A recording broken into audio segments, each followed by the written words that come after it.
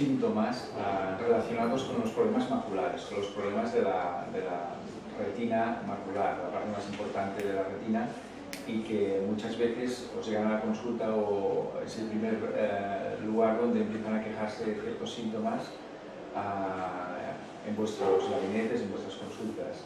Por eso es importante que sepáis detectar lo que es un signo de gravedad o es un síntoma importante y lo que no. Bueno, estos son unas imágenes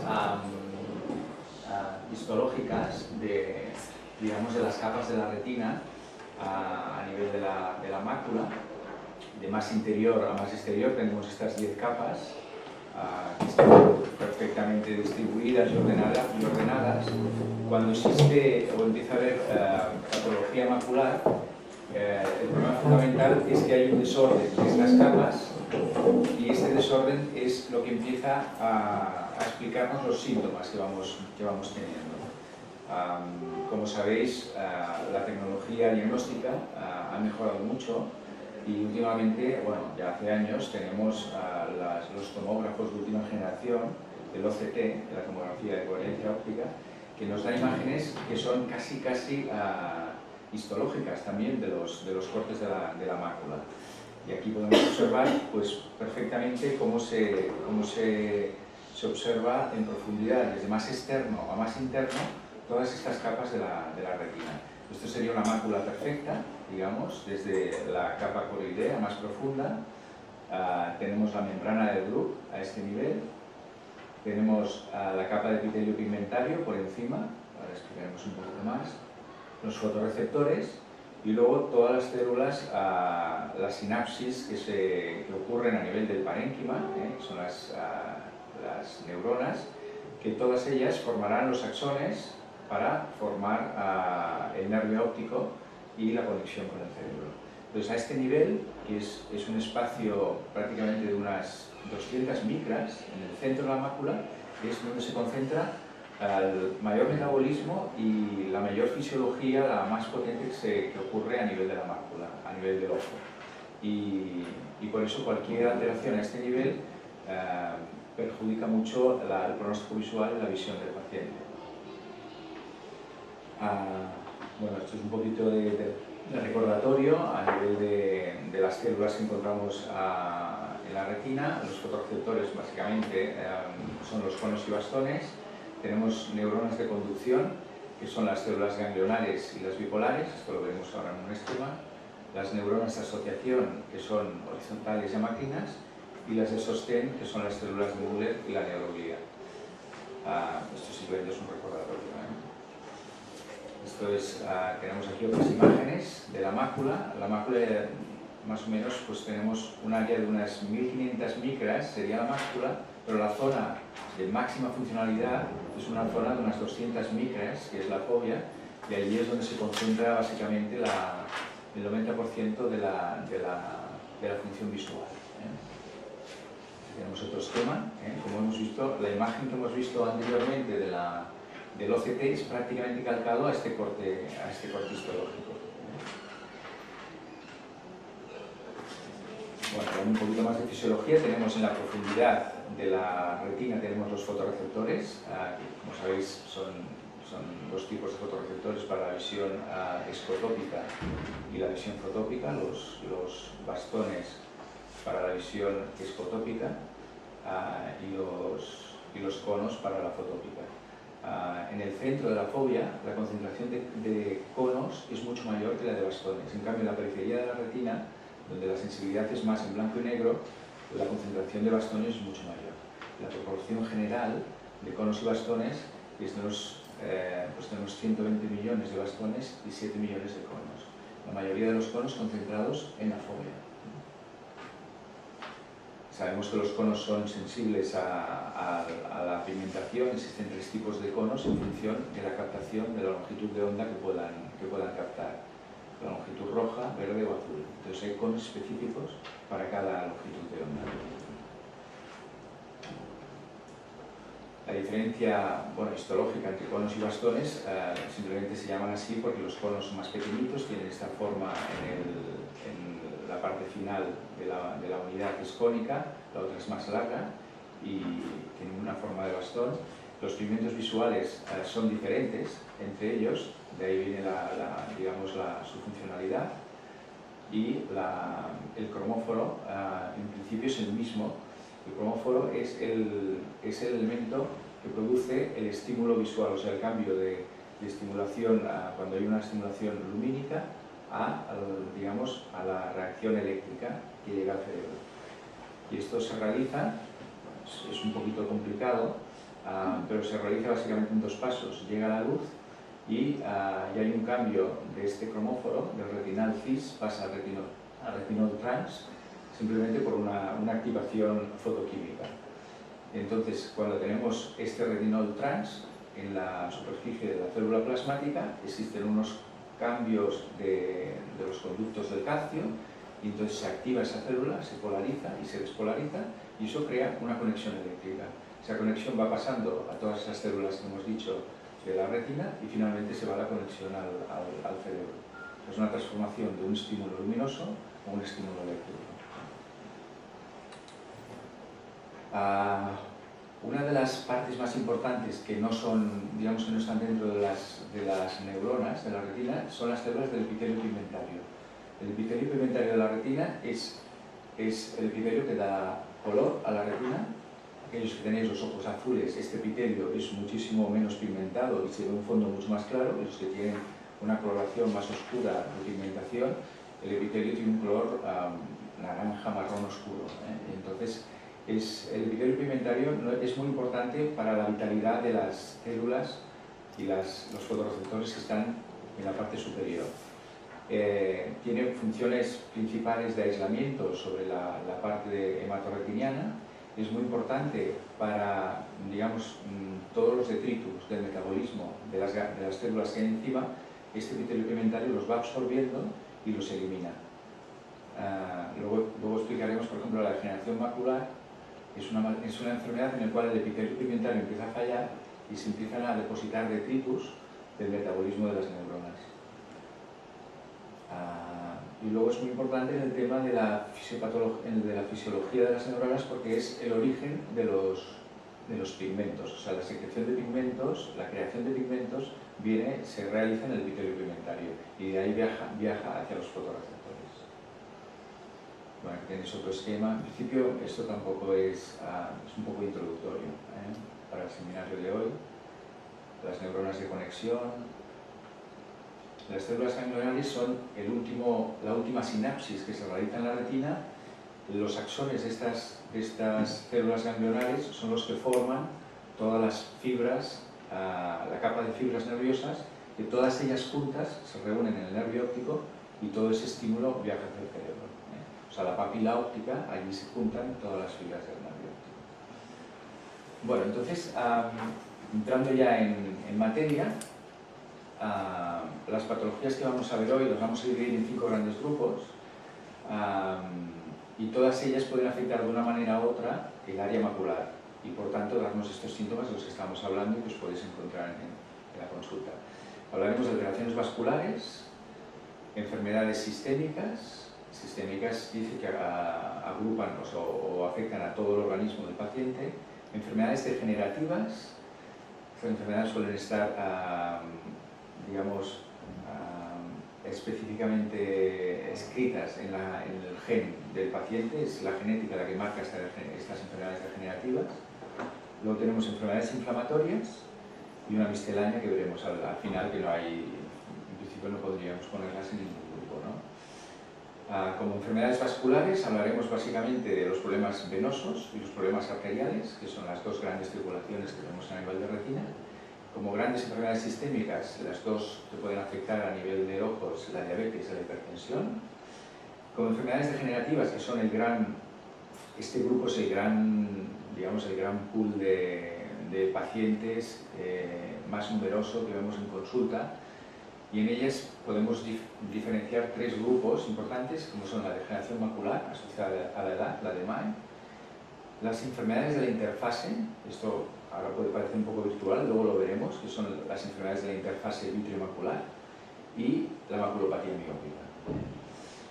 Luego, en el grupo de enfermedades inflamatorias hablaremos de las uveitis, que es un grupo súper amplio, el edema macular, que ahí se pueden englobar muchas patologías y hablaremos también de él, y una enfermedad que ahora está súper en boga, que es la coroidopatía serosa central, que ha hecho un rebrote en los últimos años impresionante, y hablaremos también de ella. Y luego al final ya la misteterapia.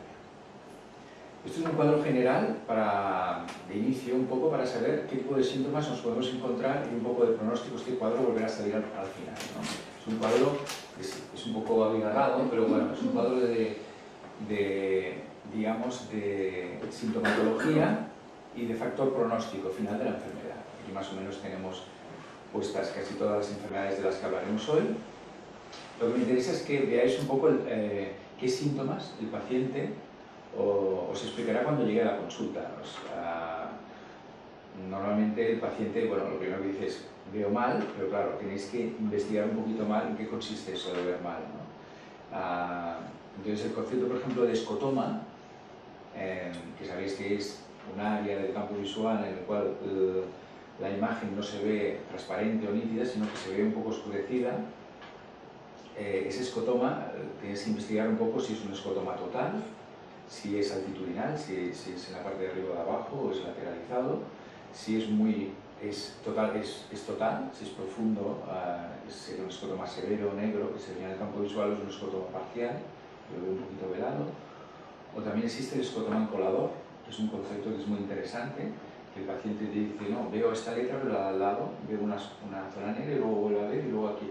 Esto es muy típico de una enfermedad que hablaremos. O sea, hay que investigar sobre el concepto escotoma. La metamorfopsia sabéis que es la visión de líneas torcidas. O sea, una línea recta, ya sea vertical o horizontal, se ve torcida.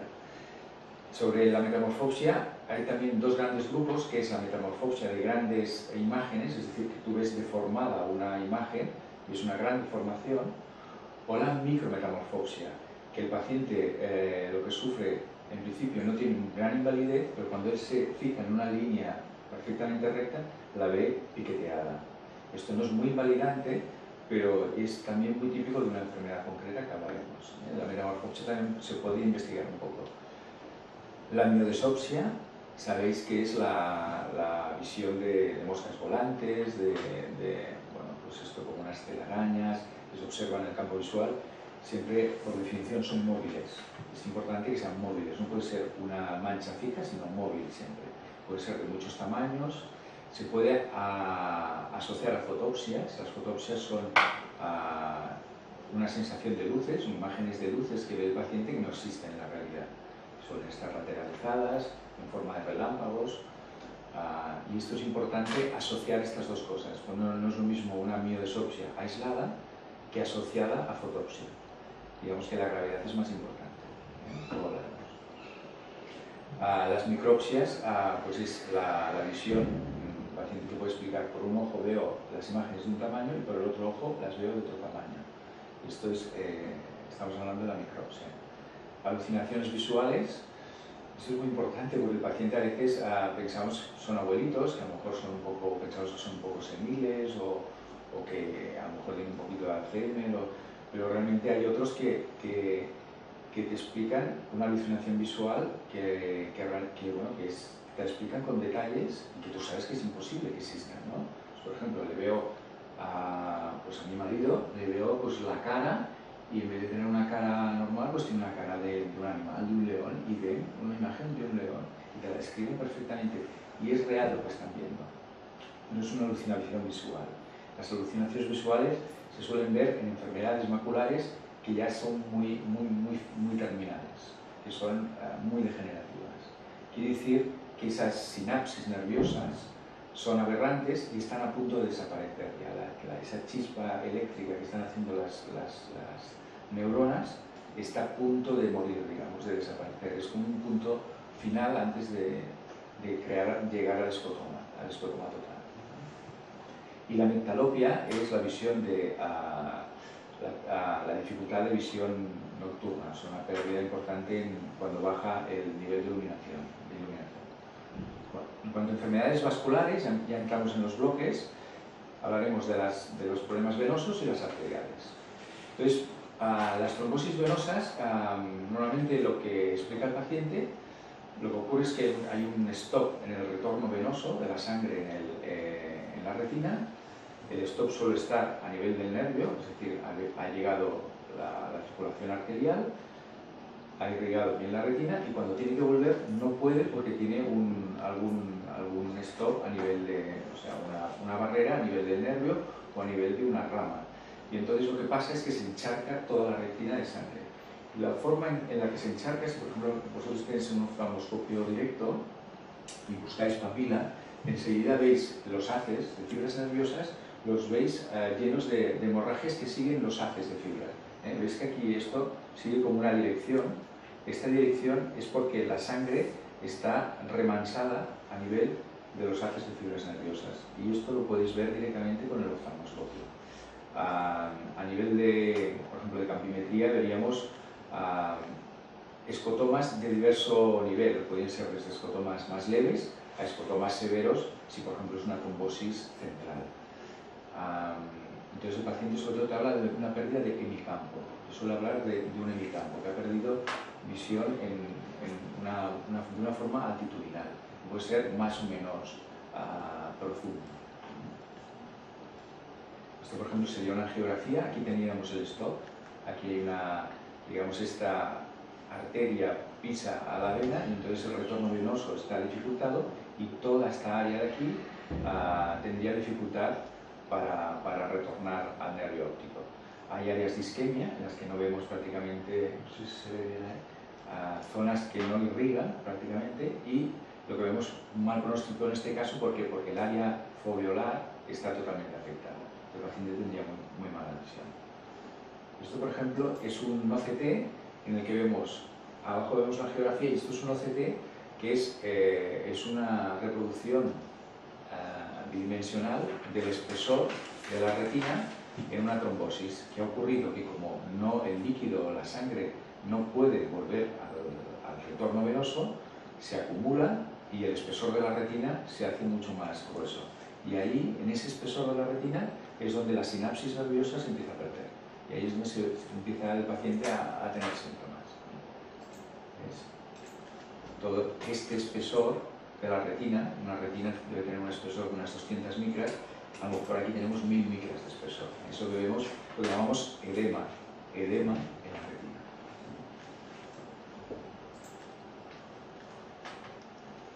Y en cuanto a la embolia arterial, el paciente también se queja de una pérdida brusca de visión, pero en este caso el escotoma es profundo.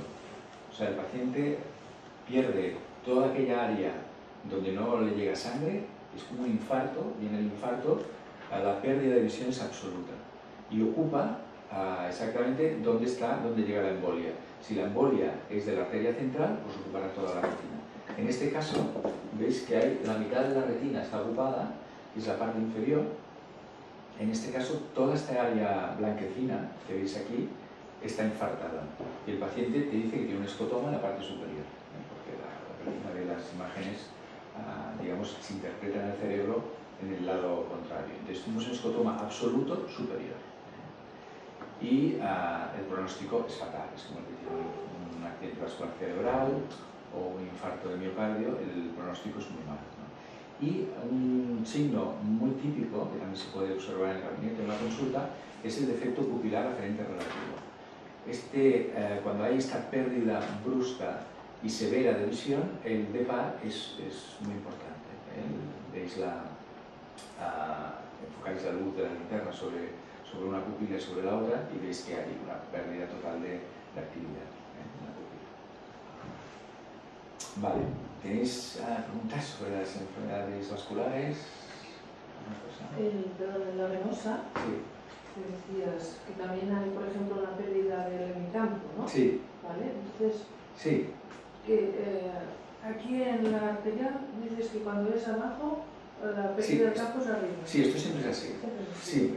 O sea, tú cuando tienes una patología en la retina, tú ves el fondo y ves una alteración en la arcada superior, el paciente te va a decir que está en la parte inferior. Por ejemplo, si tú tienes un desprendimiento de retina que te coge toda la parte superior del ojo, paciente te va a decir que no ve abajo. Vale.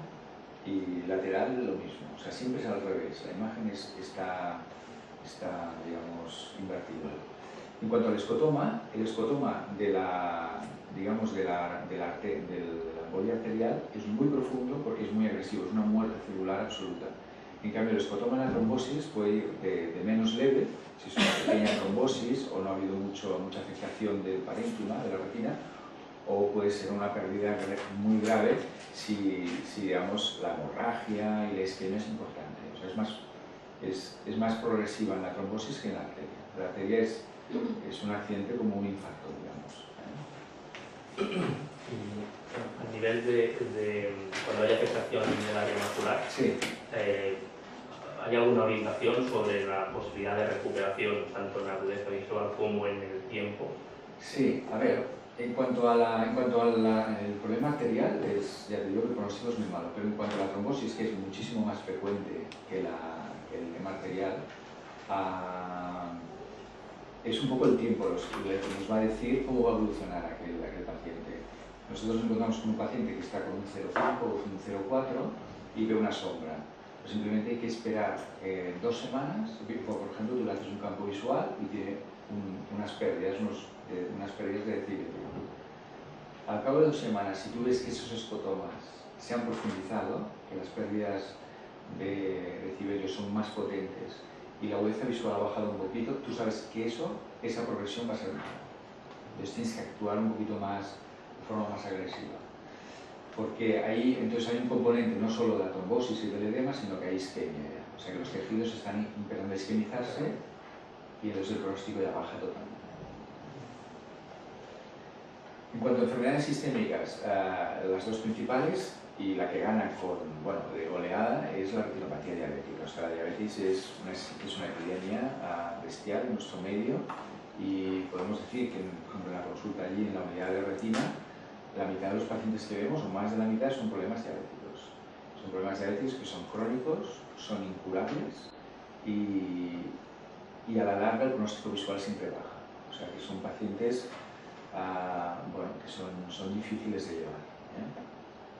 Entonces, lo primero que le hace perder visión a un diabético es cuando se le afecta la mácula. Un diabético puede tener una retinopatía bastante florida a nivel periférico, pero él no se ha enterado de nada, porque la mácula no está afectada. Por eso nos encontramos muchas veces diabéticos que ya vienen muy evolucionados en su enfermedad, porque en la zona central no tienen síntomas. Entonces, cuando empieza a haber síntomas en la zona central es porque allí se está acumulando líquido.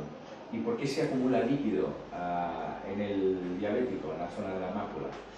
Porque el azúcar, lo que provoca el azúcar a nivel de la circulación de la retina es que los pequeños vasos, los capilares del cuerpo empiezan a dilatarse, se hacen microaneurismas. Ese es digamos, el signo crítico que tenemos que encontrar en el fondo de un diabético, los microaneurismas. Cuando empezamos a ver, son pequeños puntitos rojos que están dispersos, no sé si lo veis aquí, son pequeños puntitos rojos, estos son hemorragias, pero estos son pequeños puntos rojos, no sé si los veis por aquí, y eso quiere decir son microaneurismas. Los vasos de esos microaneurismas, las paredes de esos microaneurismas no son competentes y se dilatan y empiezan a perder líquido. Empiezan a perder líquido que hay en el interior de los vasos. Y eso lo que produce es que la retina se empieza a encharcar. Y es lo que llamamos el edema de la mácula. Entonces, cuando empezamos a detectar estas zonas de edema, es muy importante empezar a tratar rápidamente al diabético, porque ese edema tiene tendencia a irse directamente a la mácula central, a la fóvea. ¿Por qué a la fóvea? Porque es la zona donde más metabolismo hay de toda la retina. Entonces, es la que exige, digamos, más oxígeno, más circulación, y por eso es donde se acumula antes el edema.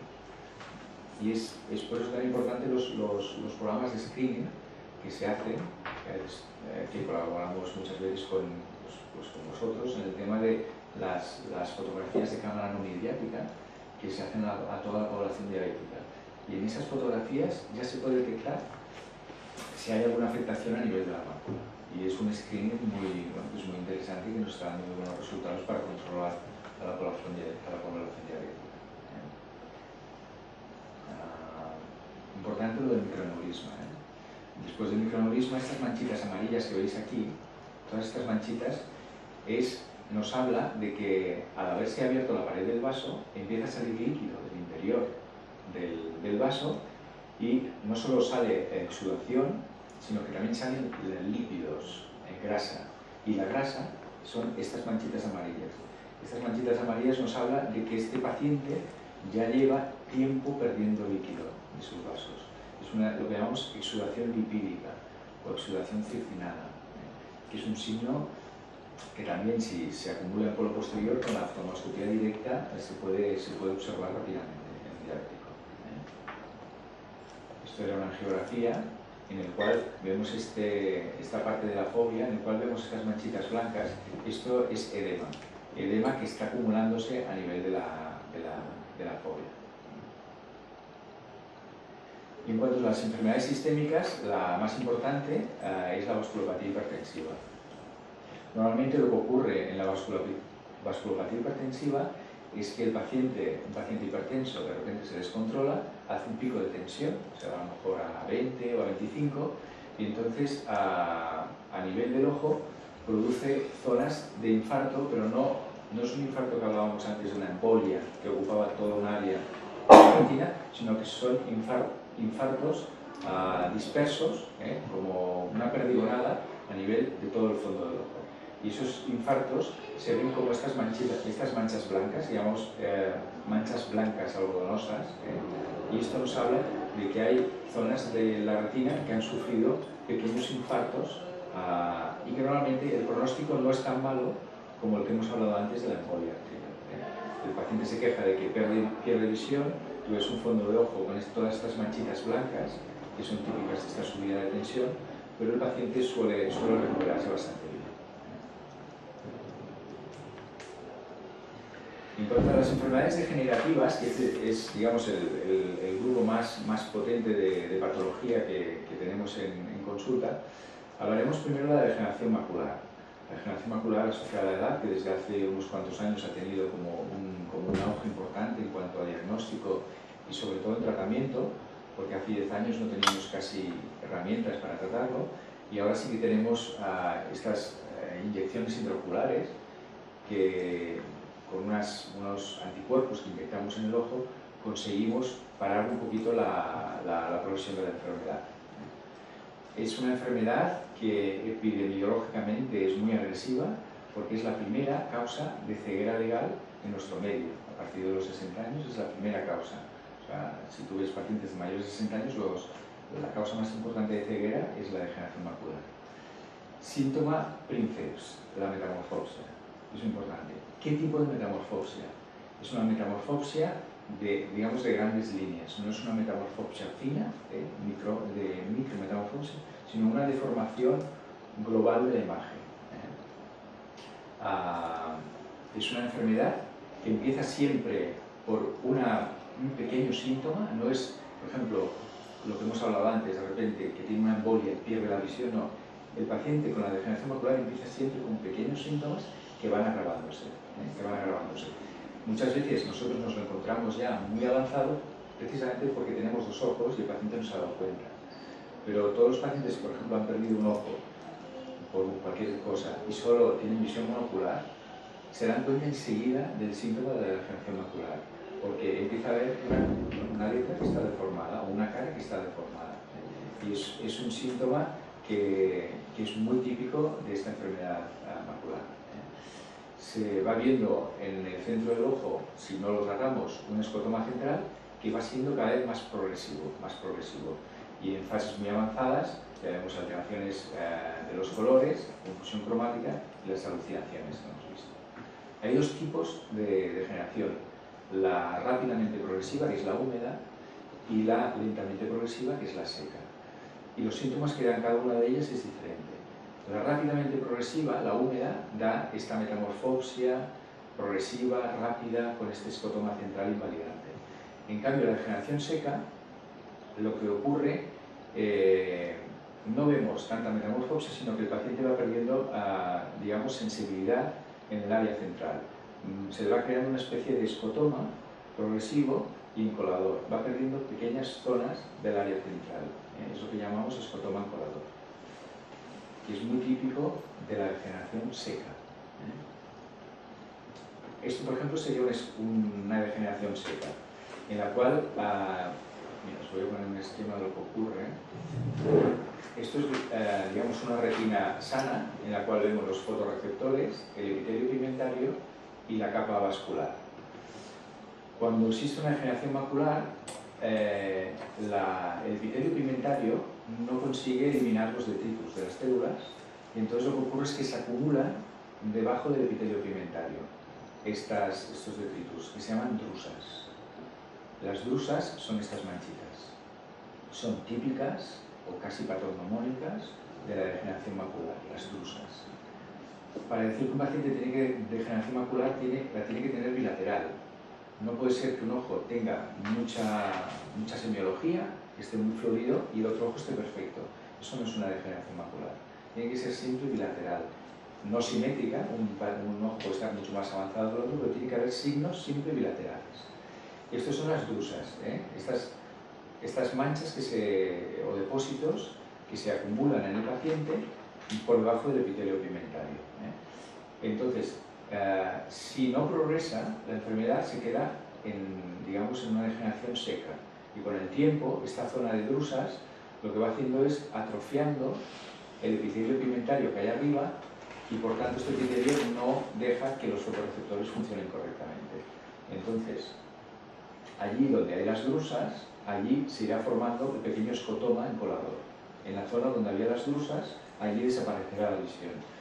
Entonces, cuando se unen todas esas zonas de escotoma, es cuando el paciente que ya muy avanzado con la degeneración seca pierde la visión central. Pero esto es un proceso lento que es cuestión de años. Esto en la seca. Pero en cambio en la húmeda pasamos a esta zona en la cual, a través de las drusas, y no se sabe por qué mecanismo, empiezan a proliferar vasos que vienen de la coroides. Estos vasos son vasos que no están bien formados y que son vasos que sangran. Y entonces ahí es cuando decimos que es húmeda, cuando hay líquido y sangre. Y la progresión de la enfermedad húmeda es cuestión de días, cuestión de semanas. O sea, en un mes un paciente puede haber perdido la visión central, pasar de 0,9 a 42, en cuestión de un mes. Por eso es importante eso, detectar qué tipo de sintomatología o pérdida visual o qué tipo de escotoma está teniendo el paciente para orientarlo rápidamente. Entonces se ha visto que en esta enfermedad, en el interior del ojo, esto por ejemplo sería un desprendimiento del epitelio pigmentario asociado a una regeneración húmeda, y todo esto que hay aquí es líquido que se forma por la exudación de vasos que están segregando continuamente. Entonces la retina llega a deformarse de una manera espectacular, y el resultado final de todo esto es una cicatriz central, que se llama cicatriz distiforme, que es una cicatriz que es absolutamente invalidante, y no se puede hacer absolutamente nada, porque todo el tejido central de la mácula está desestructurado. ¿Se puede prevenir con las inyecciones si se detectan muy rápidamente? Sí, esto es lo que comentaba, lo de las inyecciones. Bueno, sabéis que estos pacientes en el interior del ojo tienen un compuesto que son que se llaman BEG, son los Wessel Endothelial Growth Factor. Esta sustancia está multiplicada por 1000 dentro del ojo de un paciente con DMAE. Entonces las inyecciones lo que hacen son anticuerpos anti-BEG, que es el Lucentis o el Avastin, todo esto. Esto se inyecta en el ojo del paciente y bloquea esa sustancia. Y al bloquear esas sustancias, la enfermedad se relaja, digamos, no tiene capacidad de crecimiento. Lo que pasa es que si dejas de pinchar, el paciente está desprotegido para que vuelva a suceder la enfermedad. Normalmente lo que hacemos con los pacientes que detectamos una enfermedad activa es hacerle un protocolo de 2, 3, 4 pinchazos mensuales y luego observarlo. Si es un reincidente, quiere decir que va teniendo recaídas, a veces lo dejamos crónicamente. ¿Es en el caso de una seca? No, las secas no las podemos tocar. tocar. No, las secas, por ahora no hemos descubierto ningún fármaco que frene digamos, la formación de drusas. Se había investigado con un fármaco que se llamaba anticomplemento, inyecciones de anticomplemento dentro del ojo, pero se ha visto que no funcionaba. O sea, la seca ahora mismo no hay nada que hacer. A nivel de control de la enfermedad, se está estudiando temas de injerto de chips, de electrónicos para reactivar un poco lo que es la conexión fotolúmica, pero a nivel de control de enfermedad no tenemos nada en la seca.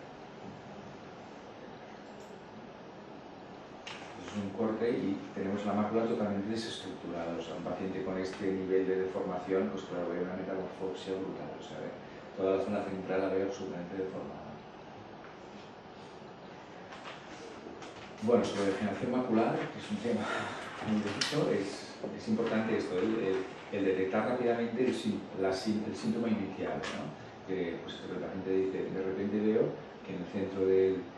Por ejemplo, si estoy mirando el ordenador, pues hay una zona que veo deformada. Cuando veo una cara, hay una zona que veo un poquito deformada. Y esto no lo tenía hace un mes. Pues ahí hay que intentar detectar primero y hacer algún tipo de prueba de imagen. O un OCT, que son más rápido, ¿no? El OCT ahora cada vez están más consultas, es poco invasivo. Se puede hacer casi sin dilatar. Un OCT se puede hacer sin dilatar y detectas también estas lesiones. La angiografía queda un poco desfasada en este sentido, en el diagnóstico rápido, ¿no? Porque la angiografía tienes que pedir hora, necesitas una infraestructura. Enfermedades degenerativas de la interfase. ¿Qué es la interfase vitreomacular? La interfase vitreomacular básicamente es toda la gelatina vítrea, el interior del vítreo.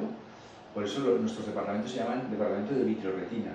No somos solo retinólogos, sino vitreoretinólogos. El vítreo es el origen de muchísimas enfermedades de la retina. Entonces, el vítreo, que está impactado a la parte posterior del ojo, a la mácula, está ahí pegado, normalmente cuando nacemos, con el tiempo el vítreo se va llenando de agua y al llenarse de agua se crean unas lagunas y hay una tendencia al colapso. Esto ocurre mucho más en miopes, porque el espacio que hay dentro es más grande y tiene más capacidad de colapso. Y de esa forma de colapsarse viene una serie de sintomatología y de enfermedades que también es muy frecuente a nivel de la consulta. De la forma de cómo se colapsa ese vítreo a nivel de la mácula. Entonces tenemos 2 o 4 grandes grupos de enfermedades de la interfase. Tenemos el síndrome de tracción vitreomacular, simplemente es el vitrio que está tirando de la retina, ahora veremos imágenes muy espectaculares, es el vitrio que tira de la retina y la deforma. Tenemos la membrana epirretiniana macular, que eso lo que ocurre es que ese vitrio que ha estado tirando de la retina ha producido una irritación y han migrado unas células para intentar curar esa irritación y han creado como una membrana en la superficie de la retina, también veremos imágenes. Luego tenemos el agujero macular. El agujero macular es simplemente que esa tracción sobre una zona muy puntual perfora la fóvea y hace un agujero en el centro de la fóvea. Y luego, lo más frecuente, es frecuentísimo, que a lo mejor aquí, en esta clase, lo tenemos la mitad de nosotros, que es el desprendimiento de vítreo posterior. El desprendimiento de vítreo posterior, simplemente que es una evolución fisiológica del vítreo, que con los años, ese vítreo que está enganchado al nervio óptico, a la mácula y a los grandes vasos de la parte posterior del ojo, se separa y se viene hacia adelante. Entonces, eso se puede hacer de una forma brusca o de una forma suave. Hay pacientes que ven moscas volantes o ven alguna telaraña y es fisiológico, no es patológico esto. O sea, el vítreo no es transparente y por eso se pueden ver esas moscas y esas telarañas. Yo, por ejemplo, veo moscas. En principio no tengo ninguna enfermedad. Es normal que se vea algún tipo de telaraña o de mosca en el ojo de una forma fisiológica. El síndrome de tracción vitreomacular, pues es una tracción patológica de la gelatina vítrea sobre la superficie de la mácula. Entonces, este síndrome de tracción, cuando es demasiado severo, pues produce una deformación de la mácula, de las capas de la retina, y lo que produce es, en vez de estar todas ellas bien pegaditas, se van separando y automáticamente produce una metamorfosia, una deformación de las imágenes lineales. Si tiene mucha deformación, pues, o sea, si tiene mucha tracción, pues provocará una bajada progresiva de la visión. En principio es una enfermedad progresiva, no es aguda. El síndrome de tracción es una enfermedad, vas traccionando y va deformando la mácula. Entonces, este síndrome de tracción vitromacular es el origen de las otras dos enfermedades que hemos dicho, del agujero macular, porque si tira mucho producirá el agujero, que ahora veremos imágenes, y si tira, aunque no sea mucho, pero durante mucho tiempo, producirá una irritación crónica sobre la mácula y se creará una membrana epirretiniana. La membrana epirretiniana es una reacción que hace la retina ante ese síndrome de tracción. Aquí no se ve, esto es un OCT en modo vítreo. Esta línea de aquí es la hialoides posterior. La hialoides posterior, que es, digamos, la envoltura posterior de la gelatina vítreo. O sea, el vítreo tiene como una envoltura que es la hialoides posterior y la hialoides anterior. Pues la hialoides posterior, que es la que está enganchada a la retina, es esta línea densa que se ve aquí. Ahora veremos imágenes más claras. Por ejemplo, aquí en esta es una preparación bidimensional o tridimensional, en la cual vemos, esto es la hialoides, que tiene aquí como un puente, no sé si lo veis, se llega a ver esto de aquí, y esto es un corte, dos dimensiones en las que vemos la hialoides posterior, que tiene una tracción a nivel de la fóvea. Esta zona de aquí son prácticamente 50 micras o 100 micras, y a nivel de esa zona está traccionando de la fóvea de una forma muy agresiva. En este caso, este paciente tiene una ligera metamorfopsia central, tiene una ligera pérdida de visión, pero tiene un peligro inminente de tener un agujero macular. Porque si esto sigue traccionando, puede llevarse todo este parénquima de retina y crear aquí un agujero macular. Un agujero macular, si este paciente está viendo un 0,7, una ligera deformación, pasa a ver 0,1 o cuentadedos, porque el trozo de retina que se va es justo la fóvea, es la zona de fijación. O sea que esta imagen en OCT es para correr, es para hacer algo. Y la membrana epirretiniana, lo que ocurre es que la tracción del vitrio no es puntual, sino que es difusa. O sea que el vitrio está enganchado en toda la superficie de la retina, en toda la superficie de la mácula, y al provocar esa tracción continua en toda la zona del área, lo que se produce es una reacción de la retina, y la retina en la superficie crea como una membrana. Hay una migración de células de la gliga, de la retina, y por ahí va proliferando colágeno y se forma una membrana que llamamos membrana epirretiniana, que es esto de aquí. Y el síntoma del paciente con una membrana epirretiniana, que prácticamente solo lo tiene este tipo de pacientes, es la micrometamorfopsia. Él no se queja de grandes problemas, pero te dice que una línea que tiene que ser perfectamente recta, que él sabe que es recta, la ve totalmente astillada, pero con pequeñas astillas. Eso se llama micrometamorfopsia. Y esto es prácticamente también patognomónico de la membrana epirretiniana. Existen muchos tipos de membrana epirretiniana. La más frecuente es la idiopática, la que no se sabe la causa, en la cual, pues eso, el vitrio que ha estado tirando y tirando durante meses y años de la retina ha acabado formando esta membrana. Y existen membranas secundarias a muchas cosas. Por ejemplo, esta sería una idiopática. Esta es por un tumor, una tumoración de las células de la retina. Esto es por un desprendimiento de retina. Esto es por un nebus que hay a nivel de la mácula. Pero lo importante es que la membrana epirretiniana es una reacción inflamatoria de la superficie de la mácula, secundaria a muchas cosas, pero la mayoría de veces es por esta tracción patológica del vitrio. Y el síntoma más importante, la micrometamorfosis. No es para correr, porque no es una cosa que sea muy rápida, pero la única solución es quirúrgica, es intentar quitar esta membrana para que la retina vuelva a tener su forma, la concavidad normal. Y el agujero macular, pues el agujero macular es lo que decíamos, una tracción puntual, no difusa, que provoca al final pues la producción de un agujero. Estas son las diversas fases de la formación de un agujero, y este es el postquirúrgico. Después de operarlo, pues que se consigue volver a taponar el agujero. En este caso, digamos, es un proceso agudo. El paciente va perdiendo visión poco a poco y de repente, de un día para otro, aquella cantidad de visión que tenía, que puede ser un 50 o 60 o lo que sea, baja 4 o 5 líneas de repente y tiene un escotoma, un microescotoma allí en el centro que intenta fijar. Es como cuando veis una luz muy potente o miráis al sol, una luz halógena muy potente y de repente veis un escotoma y no podéis ver. Pues es la típica sensación de un agujero macular, pero agudo, es un tema agudo. Hay una prueba diagnóstica que es el signo de Allen o Vazquez-Allen positivo, que es poner la hendidura de la lámpara justo en el centro de la pupila. Entonces, si tú le pones una lente de observación macular, una lente pequeñita para observar la mácula, él te dice perfectamente que ve la línea perfecta, recta, de repente no ve nada y luego la sigue viendo. Esto es un signo típico de agujero macular. Normalmente en otras patologías te puede decir, no, la veo medio ondulada y luego la pierdo un poquito y luego ondulada. Pero normalmente en el agujero macular ellos te la ven recta, lo que pasa es que en el centro hay un vacío de imagen. Estas son más imágenes de una tracción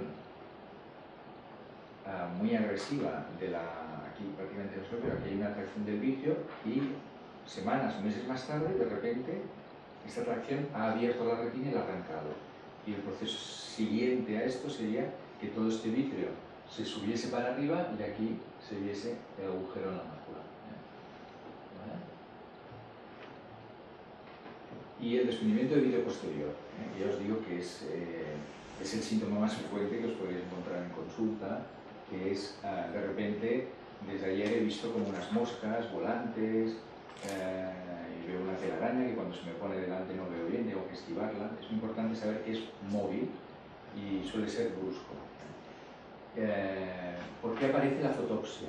Que es un signo de gravedad. La fotopsia es la tracción. Claro, al tener todo este vitrio que se nos ha desenganchado de la parte posterior, todo este vitrio se viene hacia adelante. Y entonces lo que hace es traccionar de la periferia de la retina, porque todavía está enganchado a la periferia de la retina. Entonces al traccionar de ahí produce fotopsia. Pues si tiras de la retina le produces un estímulo luminoso, que es la fotopsia. Y la fotopsia es peligrosa porque si tira mucho este vitrio puede producir el desgarro, que es el origen del desprendimiento de retina. O sea, un desprendimiento de retina siempre se produce así. Se libera el vitrio, tira de la periferia y la rompe. Y al romperse empieza a levantarse poquito a poquito la retina. Por eso la fotopsia se tiene que vigilar, sobre todo si es una cosa que va en aumento. Hay personas que tienen fotopsias crónicas durante meses, pero si son siempre las mismas, sobre todo cuando por ejemplo se van a acostar o cierran las luces o las encienden, de repente ven como unos chispazos. Pero esas fotopsias en principio, si no se agravan, si no evolucionan, no hay que vigilarlas tan de cerca. Pero esas fotopsias que van incrementándose día tras día, hay que dilatar al paciente y revisar bien toda la periferia de la retina.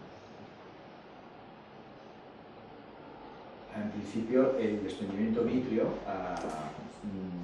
no es patológico, no hay que hacer nada especial. Aquí vemos el vitrio enganchado en una parte de la retina y aquí vemos un espacio que empieza a desprenderse. Otro gran grupo de enfermedades degenerativas pues es la maculopatía miópica. Suelen ser ojos, es una pérdida progresiva de visión, suelen ser ojos de más de 25 milímetros y se relaciona con la deformación del globo. El globo de un miope magno es un globo que es totalmente ovalado y las zonas de máximo sufrimiento son los dos polos, el polo anterior, que es la córnea, y sobre todo la mácula, y ahí es donde vemos las grandes zonas de deformación. Entonces, cuando vemos un fondo de ojo de un gran miope, lo que vemos son estas placas anacaradas, que no es más que la esclera. La esclera es blanca y lo que vemos en el fondo de ojo son estas placas blancas. Lo que ha ocurrido es que el epitelio pigmentario, que es una monocapa que hay en toda la retina, claro, tú si las tiras, si vas estirando el epitelio pigmentario por la atracción del globo, llega un momento que ese epitelio pigmentario se rompe y se separa y se abre y se crean estas grandes lagunas a nivel del epitelio pigmentario. Evidentemente, la retina que está encima de ese epitelio pigmentario no funciona. porque la retina necesita epitelio pigmentario para funcionar, si no, no funciona. No funciona en absoluto. O sea, allí, por ejemplo, este paciente, en esta zona de aquí, tiene un escotoma absoluto. Esta zona de aquí, que está muy cerca de la fóvea, y normalmente el estafiloma, que es esta deformación que tiene el miope en la parte posterior, es progresiva. Es decir, que este paciente es muy posible que en 2 o 3 años esa placa invada la mácula, la fóvea, y pierda la visión de una forma importante. En los casos de miopía magra también estamos estudiando la posibilidad de inyectar células de epitelio pigmentario debajo de la retina para intentar recubrir estas áreas que el paciente va perdiendo, las células, pero esto también está todavía en investigación. Entonces, el miope magno normalmente lo que va haciendo es perdiendo progresivamente visión, excepto si tiene alguna complicación. ¿Y qué complicaciones suele tener un miope magno a nivel de la mácula? Pues lo más importante es que tenga pequeñas hemorragias. ¿Por qué? Pues porque como se tracciona tanto, todo el polo posterior también se tracciona los vasos y se rompe. Y como siempre, la zona más crítica y más frecuente donde hay roturas vasculares es a nivel de la fóvea. Y el miope justamente lo explica de esta manera, que de repente de ayer para hoy he perdido la visión central. Y suele ser por pequeñas hemorragias, también puede ser por agujeros. Bueno, estas son imágenes que tenemos del miope. Estas son grandes placas de atrofia. Esto es una placa de atrofia total y esto es una placa de atrofia parcial. Aquí todavía hay un poquito de epitelio, pero con el tiempo toda esta zona irá perdiendo vitalidad. Esta es la típica hemorragia en moneda, que se llama, del miope, que es una zona redondita justo en el centro de la mácula del paciente y pierde la visión totalmente en esa área.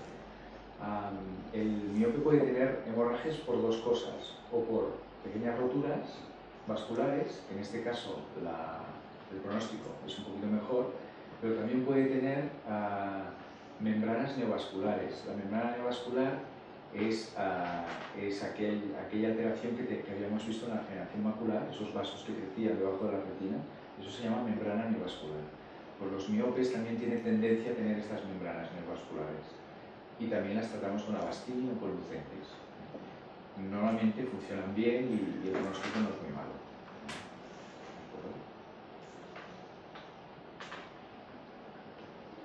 Entonces, cuando vosotros veis un fondo de un miope y veis la típica manchita pigmentada en el centro de la mácula, veis un paciente con mala visión, es muy probable que ese paciente haya tenido hemorragias antiguas, porque la sangre cuando se reabsorbe, al final lo que te deja es una manchita marrón en el centro de la mácula, que es la mancha de Fuchs, que es típico del miope que ha tenido hemorragias de repetición en el centro. Y la otra causa de pérdida severa o aguda de visión en el miope es el agujero macular, que lo que ocurre es lo mismo. El paciente, hay pequeñas zonas de tracción y como la retina del miope es muy finita porque está muy estirada, pues es muy fácil de que se rompa ese nivel y se produce el agujero macular. Este es un miope con un agujero macular en el pre y en el posoperatorio. Esto es un esquema de la cirugía que solemos hacer en el agujero macular, que es, entramos dentro del ojo, quitamos toda la gelatina vítrea que hay y ponemos dentro unos gases y posicionamos al paciente de una manera un poquito incómoda, que es mirando para abajo, para intentar que al haber quitado esas membranas, el gas vaya presionando otra vez la retina hacia abajo y la vuelva a cerrar a su sitio. Podéis ir preguntando. ¿Tenéis alguna pregunta? Después de tratamientos de quimioterapia y eso, ¿están asociados con membranas, agujeros? Bueno, la quimioterapia no está claro que esté asociada, pero la radioterapia sí. La radioterapia, de hecho hay una enfermedad que es la retinopatía por radiación y sí que está asociado sobre todo a procesos hemorrágicos y a procesos de membranas de retina, de estas zonas que hemos visto de inflamación a nivel de la mácula. Pero la quimioterapia, en principio, no está asociada a temas de membranas o de fibrosis en la mácula. Pero sí que hay algunos fármacos quimioterápicos que pueden ser tóxicos para las células del epitelio pigmentario. Las células del epitelio pigmentario tienen mucha capacidad de absorción y de acúmulo. Por ejemplo, en el lupus o la artritis, que se usa la cloroquina, muchas veces se hacen screenings también de pacientes, la cloroquina se acumula en las células del epitelio pigmentario y es tóxica, y además cuando se acumula ya no se libera. Es una toxicidad que aunque dejes de tomarla, ya te deja de por vida, te deja tocar el epitelio.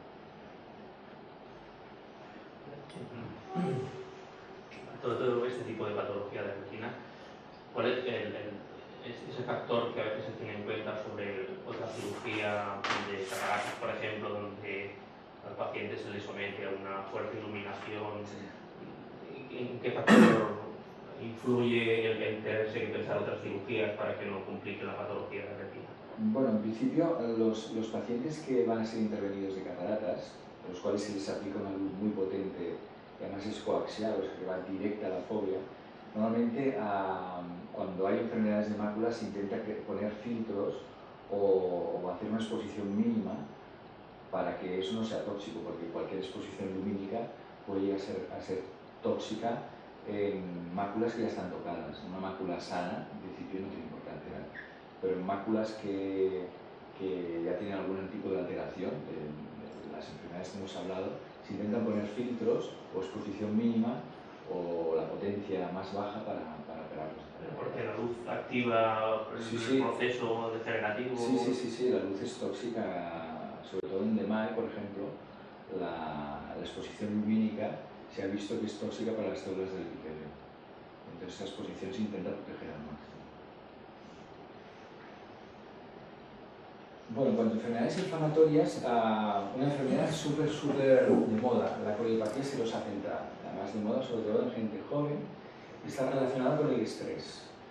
La coriopatía serosa tenía una incidencia hace 10 años no llegaba al 5% de la población, y actualmente se ha multiplicado y llega a más del 10% o el 15% de la población.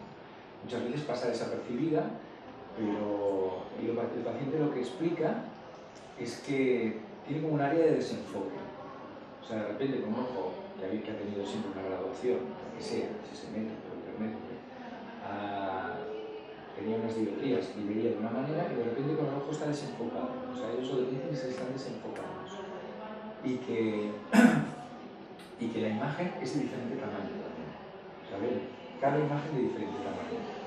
Y lo que está ocurriendo en estos casos es que asociado al estrés, o también asociado a tratamientos de cortisona agudos, por ejemplo en deportistas o gente que hace deporte, se les infiltra por una lesión, cortisona, relacionan estos dos factores, existe un acúmulo de líquido por debajo de la retina.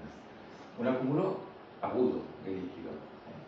Y en principio son retinas sanas, o sea, tú ves el fondo del ojo de un paciente con esta enfermedad y no ves alteraciones del epitelio, no ves drusas, no ves hemorragias, no ves nada. Simplemente tenemos este acúmulo de líquido. En principio es idiopática porque no sabemos exactamente la causa y el pronóstico suele ser bueno. A estos pacientes lo que les ocurre al crear líquido debajo de la mácula, digamos que los estamos haciendo hipermétropes, porque el eje anterovisual se está haciendo pequeño. Entonces tú, si los miopizas, mejoran espectacularmente la visión, porque estás, digamos, volviendo a enfocar el punto focal, lo estás digamos, reduciendo, lo estás haciendo más anterior y vuelve a enfocar toda la fobia en su sitio. Y es un tema simplemente de que se mueve a lo mejor 2 milímetros o 1 milímetro hacia adelante en la zona de la fobia. Como la fobia es sana, sigue enfocando bien. El problema de esta enfermedad es cuando se hace recidivante, cuando recae.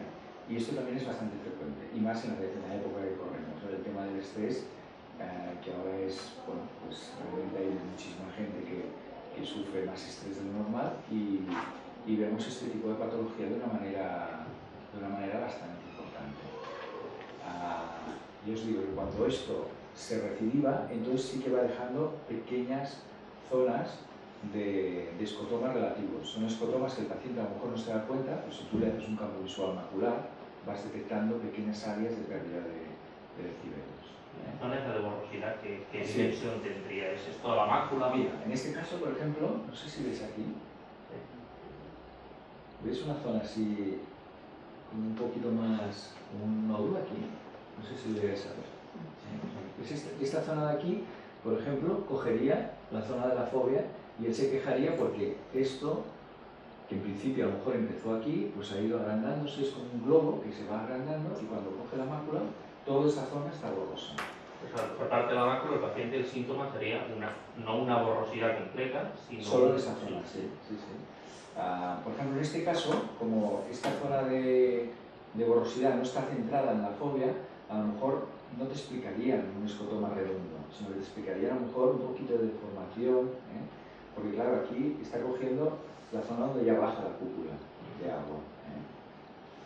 Y si miopizando mejora la visión, nosotros en consulta, ¿cómo podemos distinguir que es una simple subida de miopía o es Sí, esta claro. patología? Entonces, en este caso, por ejemplo, el tema de la diferencia de tamaño, claro, ellos mejoran la visión, pero no es una visión perfecta tampoco.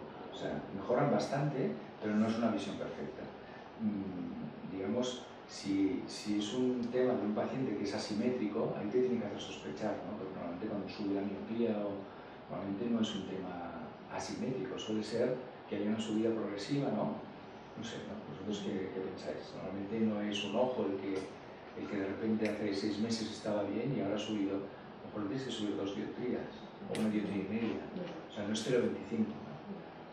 Pero hay que hacer una gafa, pero yo creo que tengo una gente que le pasó esto, de golpe una dioptría y media en un ojo y en otro media, le pasó un estrés muy fuerte, luego le bajó una dioptría, luego ya llegó a media, pero en ese proceso hemos estado 1 año y medio, mucho tiempo. Es que se puede llegar a cronificar esta enfermedad y bueno, cuando se cronifica es cuando nosotros entramos un poco en acción, ¿no? Intentamos tratarlo para bajar el líquido, pero sí, si el paciente se miopiza hay que ponerle la graduación que necesita. En principio es de buen pronóstico. Y antes de que sea crónico, ¿no es necesario enviarlo al oftalmólogo?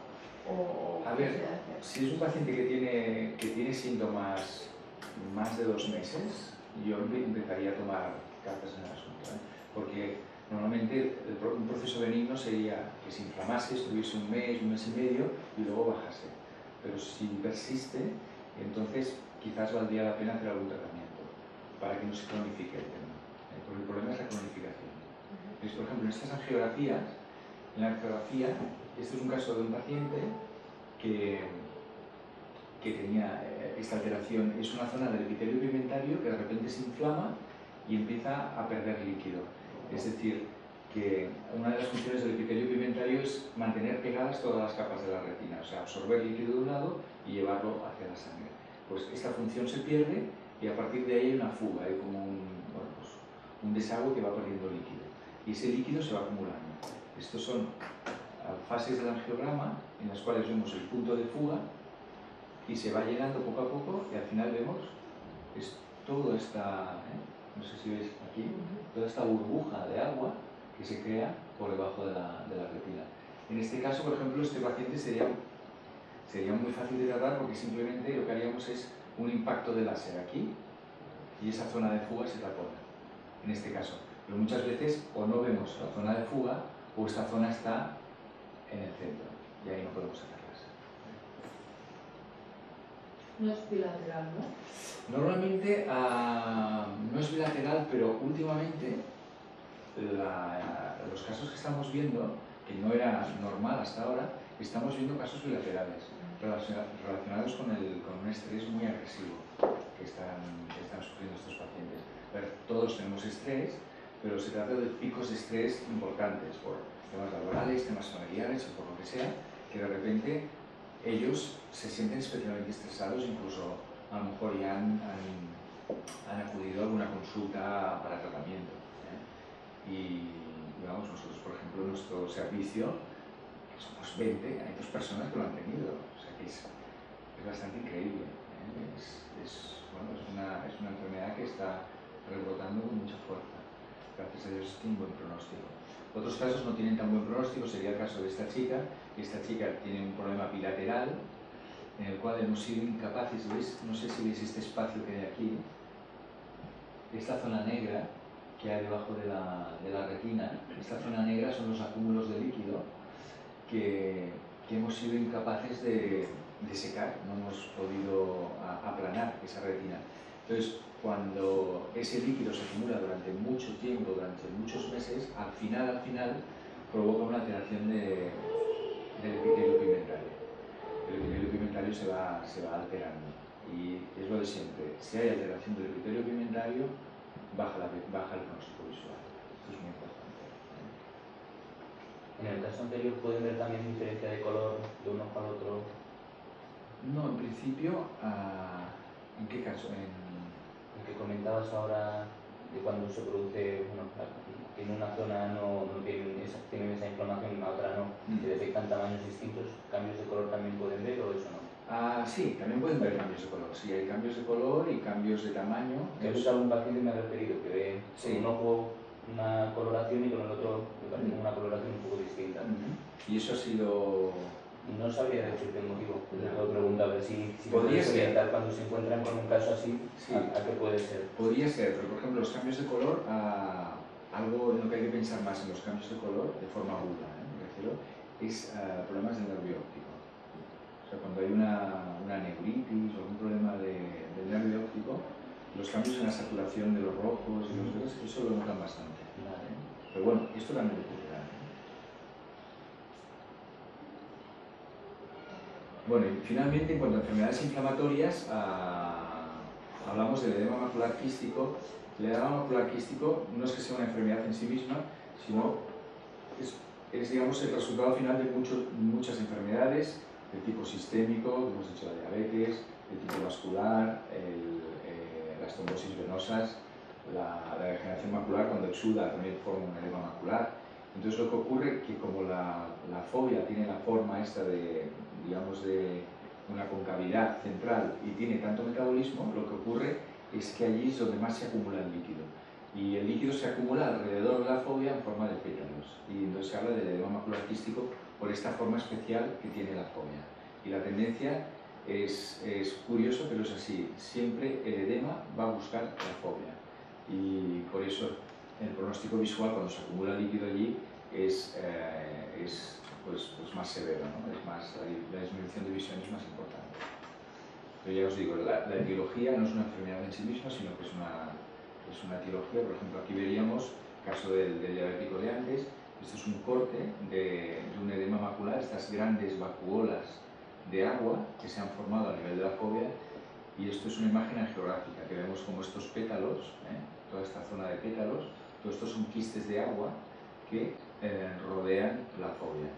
En principio, pacientes que llegan a este estadio tan avanzado, el pronóstico es muy malo, porque este edema macular es muy difícil de solucionar, muy difícil. Suelen ser pacientes diabéticos de largo recorrido o pacientes que han tenido uveitis de repetición durante muchos años. Este sería el esquema del OCT. Todo esto son, eso llamamos un edema espongiforme porque está toda la mácula llena de vacuolas, llena de agua. Entonces, claro, aquí evidentemente la sinapsis nerviosa de la luz que entra a los fotorreceptores y tiene que rebotar hacia las células ganglionares y los axones, aquí prácticamente es imposible porque no hay conexión, están rotas las conexiones. Entonces ahí se van formando zonas de oscuridad, que es progresivo. Cuanto más edema, más escotoma más profundo.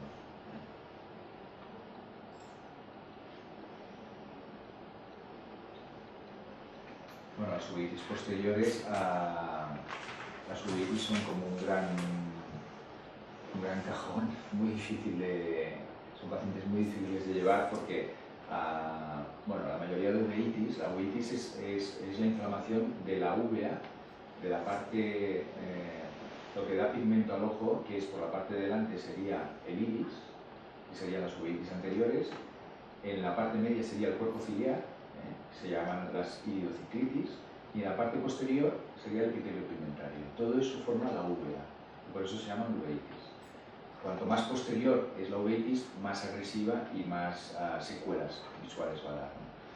Las más frecuentes son las uveitis anteriores, es una enfermedad muy frecuente, es idiopática en el 95% de los casos. Es decir, cuando nosotros vemos una uveitis anterior, el paciente se va a quejar de visión de halos, de dolor, pequeña pérdida de visión, normalmente dando un poquito de cortisona, eso se cura y la mayoría de veces no vuelve a surgir el problema.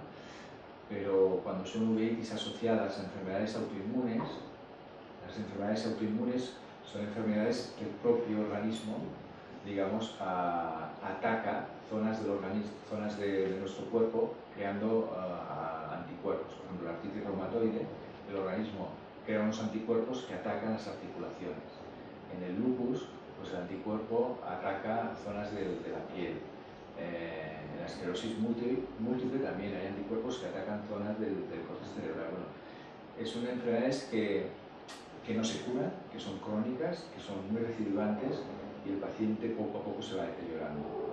Son tratamientos costosísimos, muy largos y realmente el final de todo pues es esto, el paciente que acaba teniendo un edema macular quístico crónico con una visión muy, muy reducida.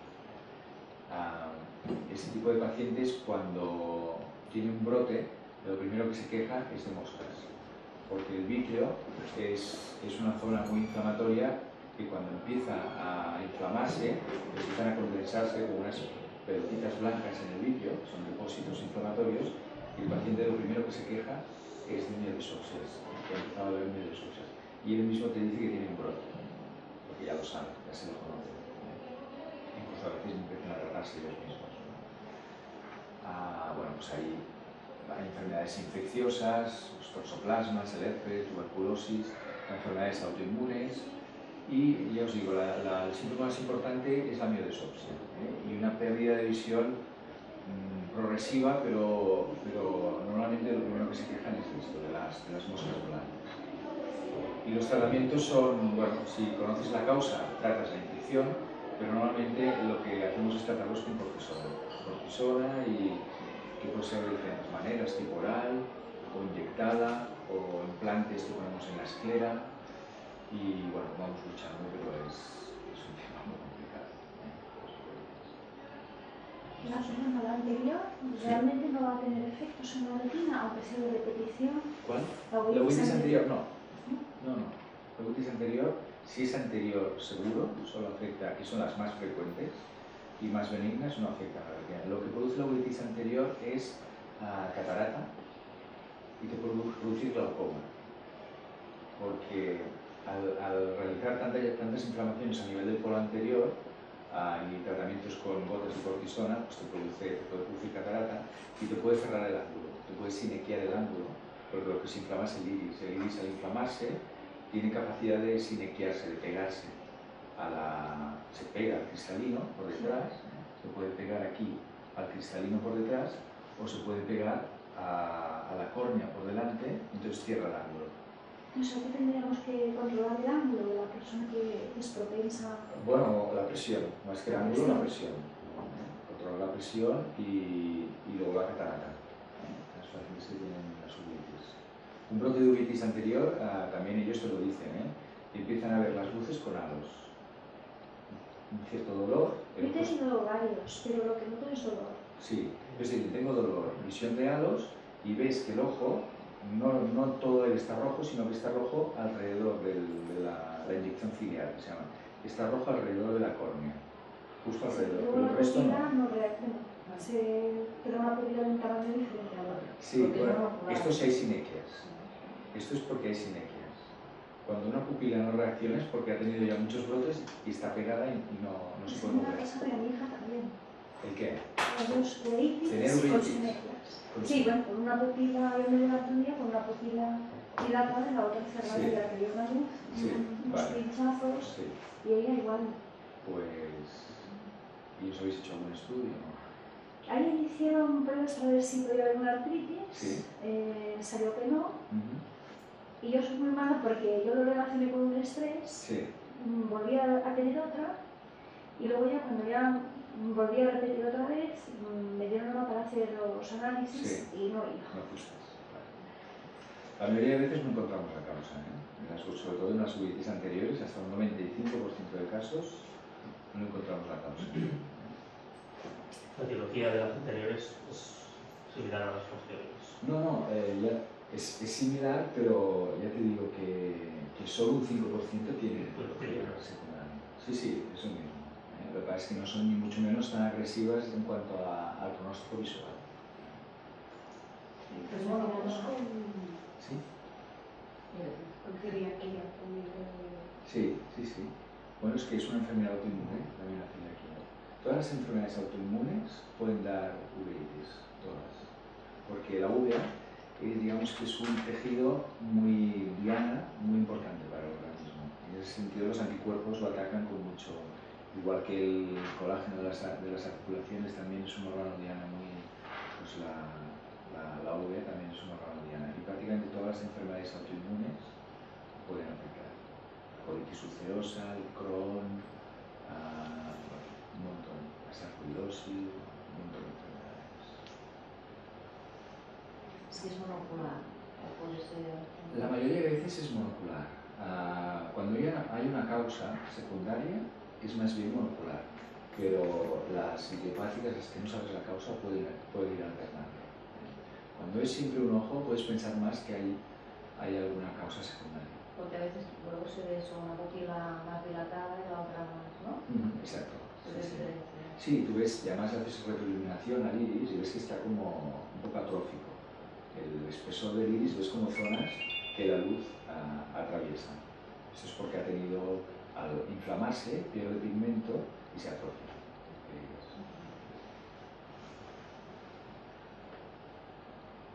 Bueno, estos son fotos del fondo de ojo de toxoplasmosis. La toxoplasmosis es una enfermedad que muchas veces, cuando haces un fondo de ojo, ves las cicatrices y el paciente nunca se ha quejado de nada.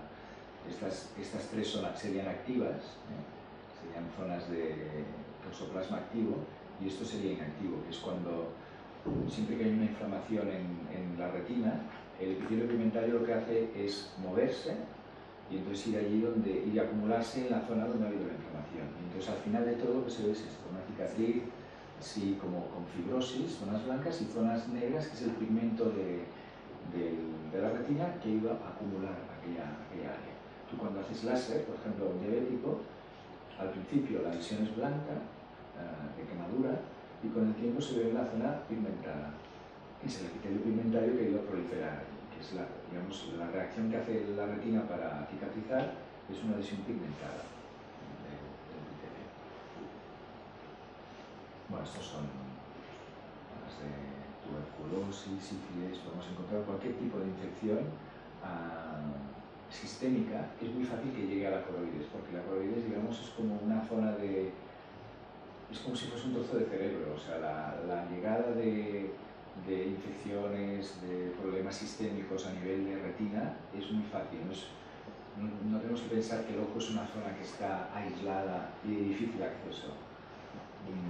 O cuando hay un cáncer y hay metástasis, muchas veces encontramos metástasis a nivel de la retina, porque es una circulación, hay un metabolismo altísimo y la circulación es muy potente a nivel de la retina, lo mismo que a nivel del cerebro. Podemos decir que es un trozo de cerebro que se ha desplazado al interior del ojo. Bueno, el Behçet es una enfermedad autoinmune, cosa con aftas en la boca y también lesiones a nivel de retina. Entonces, estas son enfermedades crónicas inflamatorias que acaban dando el edema macular. Bueno, cuando hemos hablado de las uvitis anteriores, no dan miodesopsias. Las que dan miodesopsias son las uvitis medias o las posteriores, digamos pasplanitis. La paz plana es una zona de la retina que hay entre el cuerpo ciliar y el inicio de la retina, y está la paz plana, por eso se llama pasplanitis.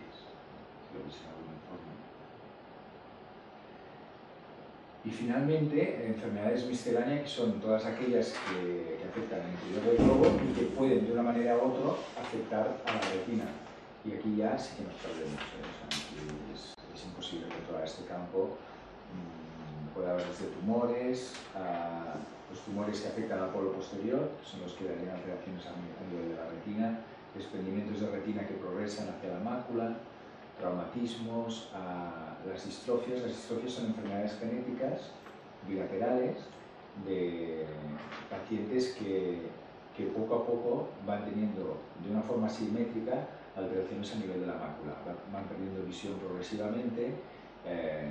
A estos pacientes se les puede hacer una serie de pruebas genéticas y se les diagnostica perfectamente la enfermedad, ¿no? Por ejemplo, el Stargardt o la distrofia de conos. La distrofia de conos, a veces cuando tú ves un paciente con degeneración macular o distrofia de conos, lo que ocurre, tú ves también en el centro de la mácula, ves toda un área como atrofiada, como alterada, pero ves que es muy simétrica en los dos ojos, exactamente simétrica en los dos ojos. En cambio, la degeneración macular tiene que estar en los dos ojos, pero no suele ser simétrica, porque bueno, las alteraciones van sucediendo con el tiempo por separado en los dos ojos, pero en las distrofias los dos ojos suelen ser simétricos. Siempre ves las dos máculas alteradas de la misma manera. Estos son tumores, esto es un melanoma, esto es una metástasis.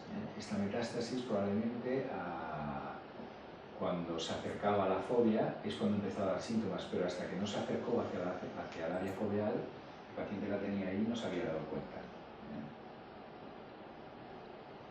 Desprendimientos de retina, lo que hablamos de las fracciones en el vitrio. El vitrio en la periferia es lo que rompe la retina, provoca los desgarros, y a partir de los desgarros es donde se filtra líquido y va levantando toda la retina. Y el origen es el desprendimiento del vitrio. Es muy importante la fotopsia. El desprendimiento de retina, el paciente, lo primero que te dice es: hace 2 semanas empecé a ver moscas y luces. Y la diferencia entre que sea benigno o no es que de esa zona de moscas se me ha originado una zona de sombra. O sea que hay una zona del campo visual con una sombra aquí arriba. Pues tienes un desprendimiento en el lado contrario. Abajo, hacia arriba. Y es muy típico esto. Hasta que no llega al área central, no se alarman. Normalmente, hasta que no empiezan a perder visión central, no empiezan a alarmarse. Pero la sintomatología típica es esta: moscas, fotopsias y un escotoma temporal o nasal que va avanzando, que progresa.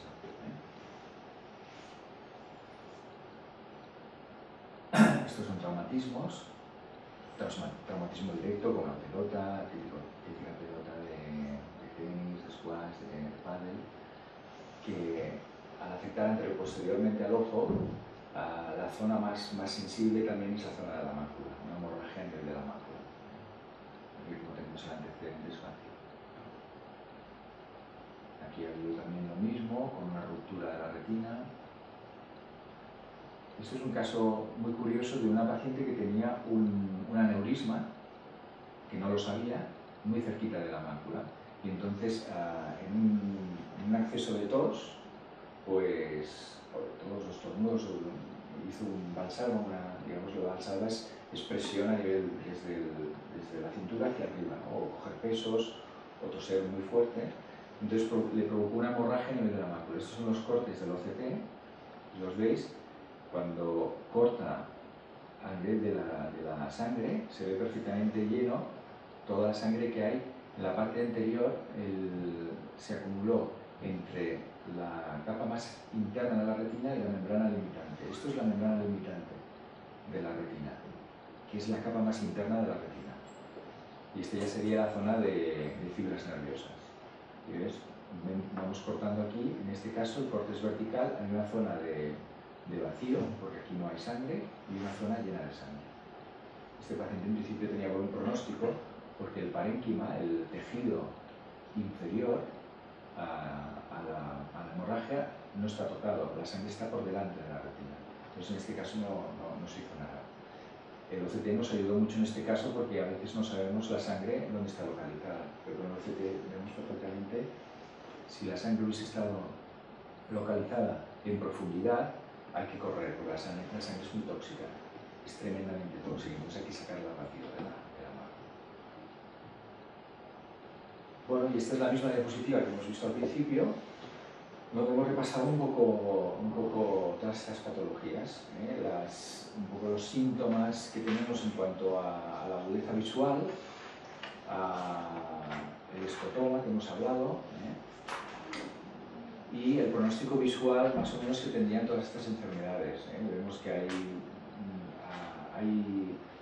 las alteraciones que hemos visto del área de la interfase vitreomacular, aquello que decíamos del vitrio. En principio, este grupo de enfermedades tiene bastante buen pronóstico si actúa rápido. Normalmente actúa rápido quirúrgicamente, por eso hemos dibujado que tienen un pronóstico bueno, son quirúrgicas normalmente. O sea, el agujero macular lo operamos, la membrana, la tracción, todo esto lo operamos con vitrectomía y el resultado realmente es muy bueno. La miopía magna, el pronóstico no es bueno porque es incurable, prácticamente. Ahora también estamos haciendo otro tipo de cirugía en la miopía que estamos evitando que progrese, que es, estamos colocando unas prótesis detrás de la mácula. O sea, como el ojo se está deformando y esa deformación es la que provoca las rupturas de los vasos y las alteraciones a nivel de la mácula, colocamos un implante detrás del globo para empujar la mácula hacia adelante.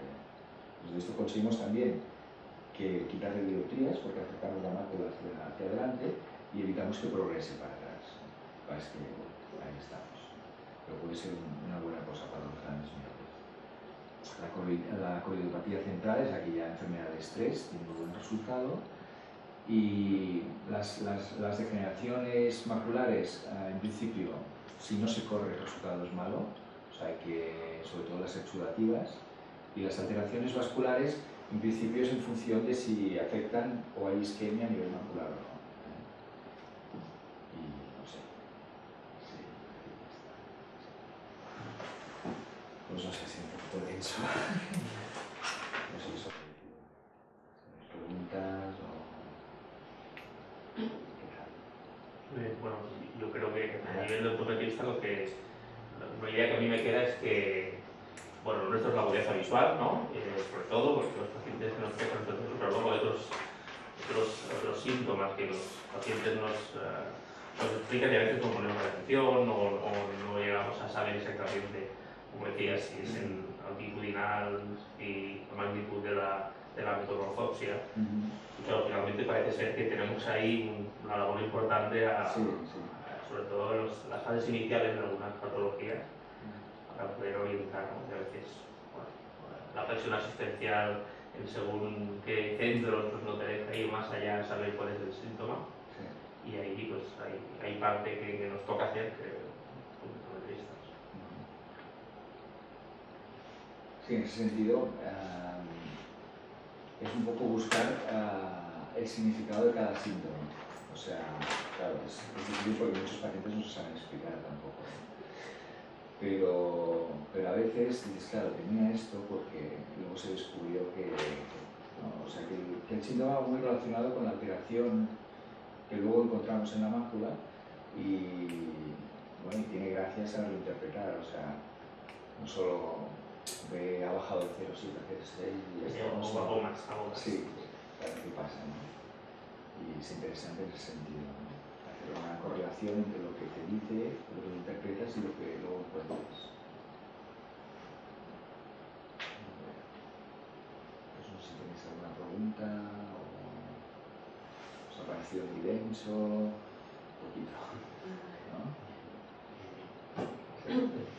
¿Cómo diferencias una drusa de un exudado? Una drusa de un exudado.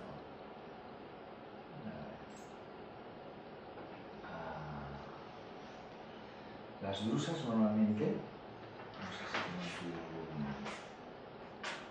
claro, es que aquí no tengo, o sea, las drusas, cuando tú haces la angiografía, digamos, se te llena enseguida. Tú haces la angiografía y la drusa queda delimitada, perfectamente delimitada, una zona redondita, normalmente son redondas, y queda con la misma tinción y delimitada desde el principio. Y tú la ves ahí. En cambio, el exudado empieza a ganar fluorescencia poco a poco, y al final se difunde, o sea, se queda, no tienes una zona realmente. Por ejemplo, aquí, en esta angiografía, no tendríamos ninguna drusa. Lo que es claro, aquí no tenemos el angiograma completo. En el angiograma completo, tú verías desde los estadios iniciales a los finales, al principio muy poquita exudación en el fondo del ojo, y poco a poco son como bombillas que se van encendiendo, y el margen de la zona es difuso, no los puedes, a no ser que sean microaneurismas muy pequeñitos, pero las drusas no suelen ser tan pequeñitas, las drusas son más centrales y más grandes, pero en el exudado es una difusión que se va como desenfocando con el angiograma. La drusa, de principio a fin, la tienes perfectamente definida. Entonces los tiempos de las angiograma está igual. Sí, pueden ir cogiendo un poquito de fluorescencia, pero no hay grandes cambios y la ves perfectamente definida.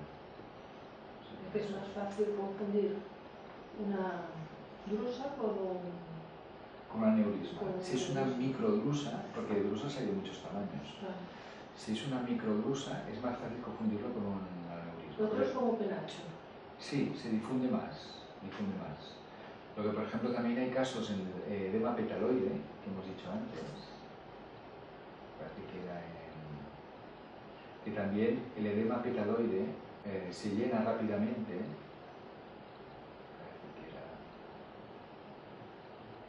Aquí.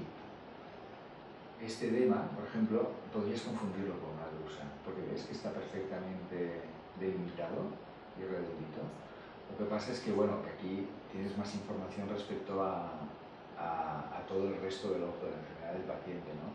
Si tú ves que hay exudados, amarillos, hay hemorragias, ya sabes que es un diabético y eso es edema, ¿no?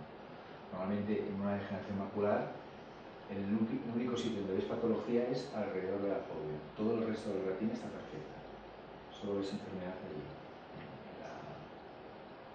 en la mácula.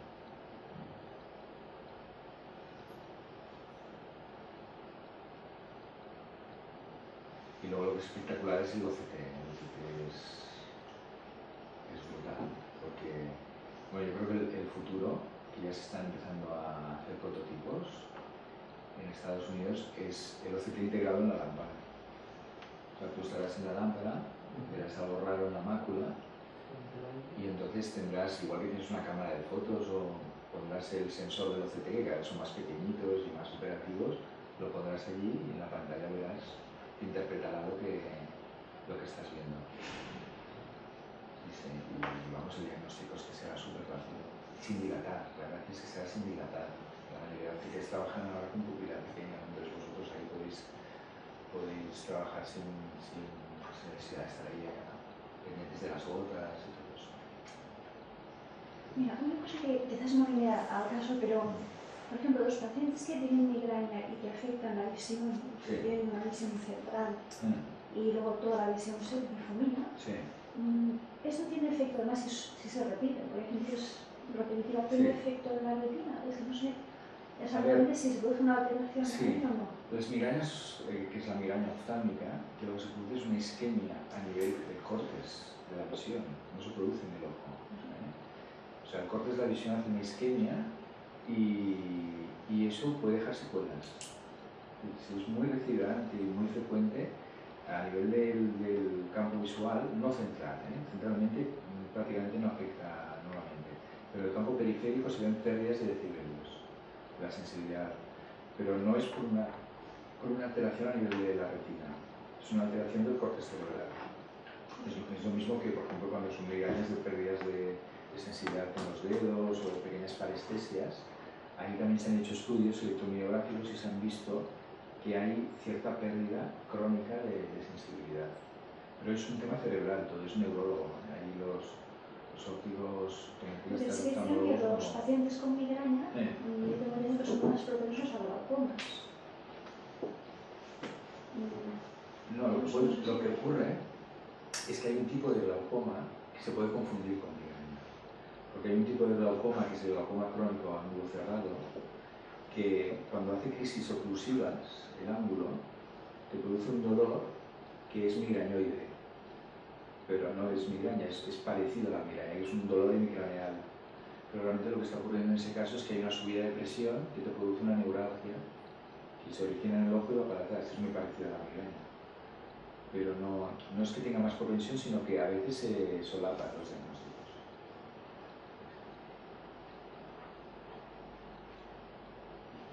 Entonces, por ejemplo, cuando te agachas y te levantas rápidamente y que te quedas sin visión, ¿es algo del córtex o de la presión? No tiene nada que ver con la retina. A ver, no te lo sabría interpretar, pero yo creo que es más un tema de circulación que no le llega. Es lo mismo que cuando te levantas a veces también te mareas un poco. Pues es lo mismo, es un corte circulatorio. Y ahí, cuando hay esa pérdida de visión, es un corte circulatorio. No es un problema bien ocular. Otra cosa es cuando se ven movimientos bruscos, puedes ver a veces luces. Eso tiene más relación al movimiento del vítreo. El movimiento del vítreo, un movimiento brusco del vítreo, puede dejar traccionada un área de la retina y producir unas luces, así como unos relámpagos laterales, durante eso sí que tiene más relación con el vítreo. Pero una pérdida total de visión es más circulatoria. Por ejemplo, cuando hay una embolia, aquella enfermedad vascular que hemos dicho de las arterias, normalmente el paciente no lo tiene de repente, suele tener avisos. Y el aviso que tiene, claro, la embolia es un trocito, un émbolo que viaja desde el corazón o desde las carótidas hasta, o se puede ir al cerebro o al ojo. Pues normalmente tiene avisos. Ese paciente ha tenido lo que llamamos la amaurosis fugax, que es pérdidas transitorias severas de visión, pero durante a lo mejor 2 o 3 o 4 minutos o 5 minutos. Eso es porque ha hecho una embolia, se le ha ido al territorio que sea de la retina, y de ahí o se ha deshecho o ha seguido circulando ese émbolo hacia la periferia de la retina, y entonces la circulación se ha normalizado. O sea, cuando llega un émbolo a la arteria central, si se queda ahí, toda la retina te queda a oscuras. Pero si se va hacia un trayecto más periférico, al final se pierde y no te da síntomas. Pues normalmente los pacientes que tienen una embolia arterial han tenido episodios previos de amaurosis fugax. Y eso también hay que estudiarlo. Cuando un paciente que te diga así, pues de repente, pues cada mes tengo un episodio que pierdo visión de un ojo, suele ser un ojo, y estoy 5 minutos así, pero pérdida total, y eso hay que estudiarlo. Hay que estudiar las carótidas, el corazón, porque probablemente tenga un foco que esté enviando émbolos. Y entonces, ¿de qué manera podemos remitir al oftalmólogo? ¿Qué le explicamos al oftalmólogo que...? Pues esto, paciente que sufre episodios de pérdida de visión severa, monocular, y no relacionada con problema refractivo o en principio pues urgencias, más que oftalmólogo, urgencias. Sí, esto es para ir de urgencias.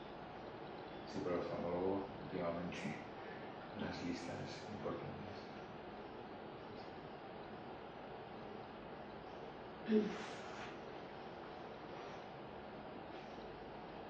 Bueno, pues si no tenemos más preguntas, bueno, pues agradecerte tu intervención, interesantísima, que densa, pero claro, por lo posterior tiene esto, ¿no? Y bueno, pues también esta sesión queda colgada, la podemos consultar y agradecerte pues la intervención y damos por finalizado la clase, ¿de acuerdo? Muy bien. Pues gracias por la asistencia.